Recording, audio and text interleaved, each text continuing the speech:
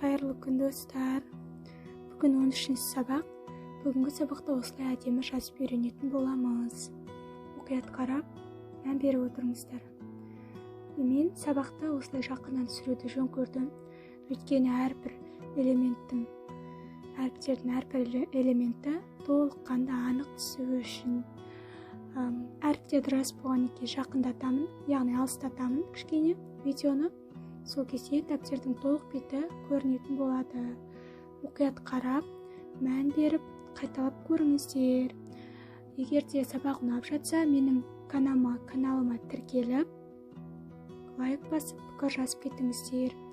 Егер де сіздер бастап жазып, үйреніп жатқан болсаңыздар, Ұлданай апай, мен жазып үйрендім, осылай дәптерді пайдаланып жатырмын деп маған пікір қалдыруды ұмытпаңыздар.